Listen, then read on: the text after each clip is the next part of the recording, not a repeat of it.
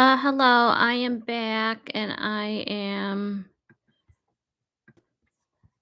wanting to talk about the last parts of chapter 13, and this is when King George VI had died in 1952.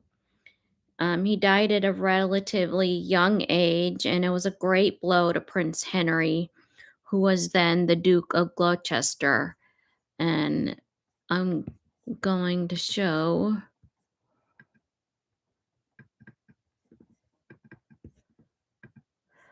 I hope you can see that.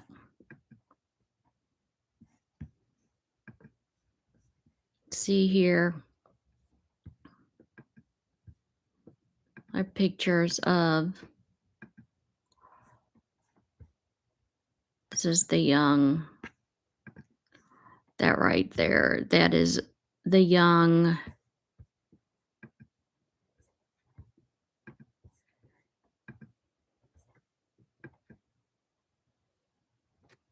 hoping to get a big picture for all of you to see.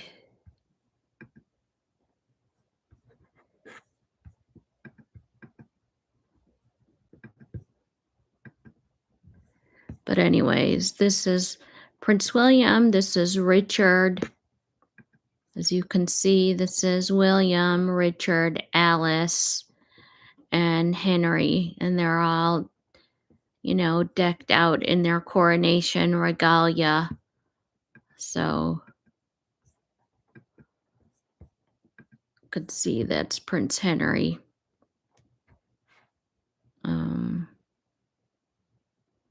But anyways, that way you can see, look at that.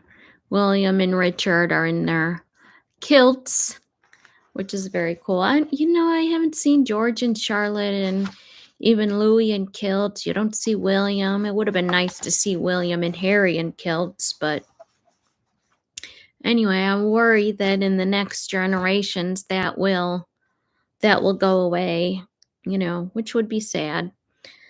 The King's death in 1952 at such a relatively early age was a shock and a sadness to all of us.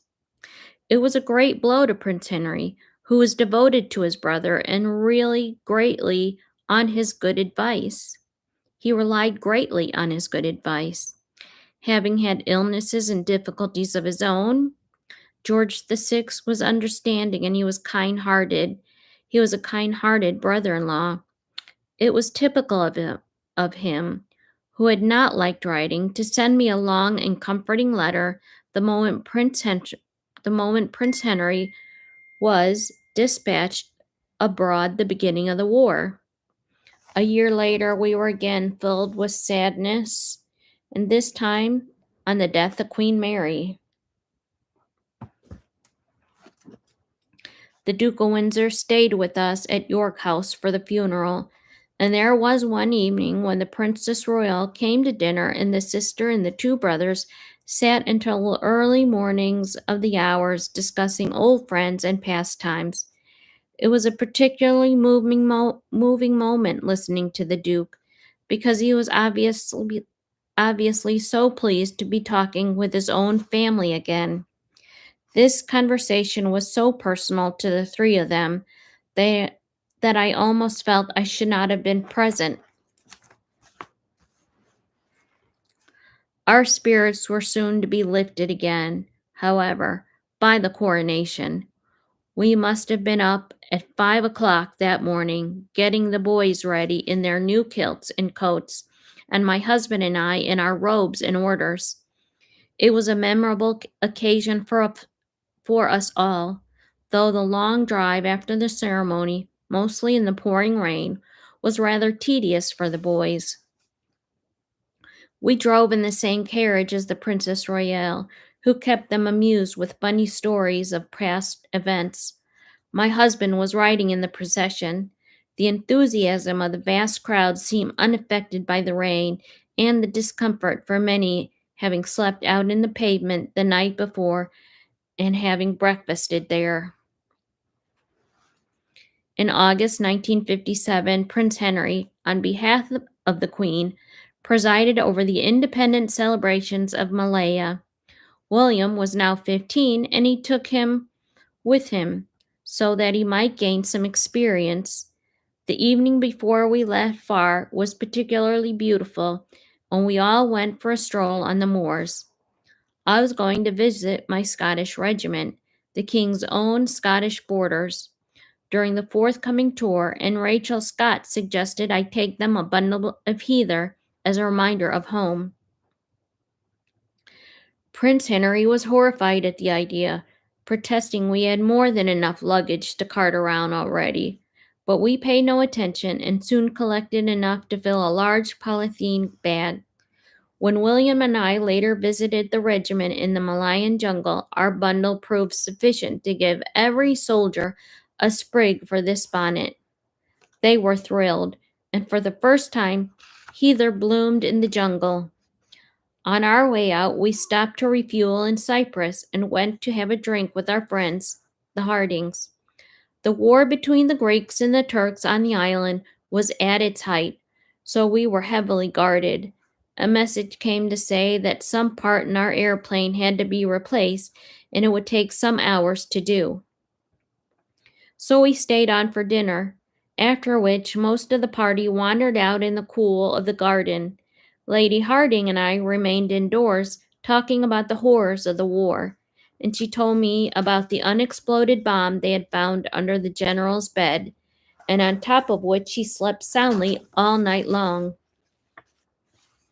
Stepping outside to join the rest of the party, we were startled to see a large black object hurtling toward us across the lawn. But after an anxious few seconds, we realized it was only a croquet ball, apparently let loose by William from behind some bushes. In Malaya, it was hot and wet, but everything went more or less to the plan. Prince Henry woke one morning at 2 and said furiously, "Who's having a bath at this hour of the night?" But actually, it was the noise of the rain clattering on a tin roof outside.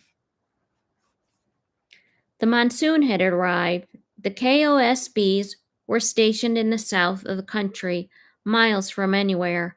I traveled in a 2-seater airplane, and William in another, and the lady in waiting in the third. When we arrived at the landing strip, we were received by a guard of honor of headhunters attached to the regiment. They were surprised to find the colonel-in-chief was a small female in a silk frock rather than a towering officer with bristling mustache and feathers flying from his hat. On our way to camp, I asked the CO, Colonel McConnell, why a village we had passed through showed no signs of celebrating their newfound independence. And he said, "Oh, no, they won't hear about it for at least 3 years," he replied. Traveling back to England, we stopped briefly in Ceylon, where William was given a special tortoise. It was duly stowed alongside some equally special orchids, which we had been presented in Malaya, and by the time we reached Kinloss, it had eaten the lot. It suffered no ill. On the contrary, the animal can still be seen at the London Zoo. The Foreign Office also had us on call for the ruler of Bahrain. He invited us to share some coffee, and during a rather stilted conversation, asked me what it was like in our airplane. I told him we had beds and that it was fitted out in the height and comfort. With that, his eyes lit up, and he asked if he could come see it. The whole party accordingly trooped back, followed by a swarm of flies. Through the heat of the York, the Arabs were so impressed they wanted to order one right then and there. Then they left, leaving all the flies behind them. The York was the one we had in the Governor General's flight.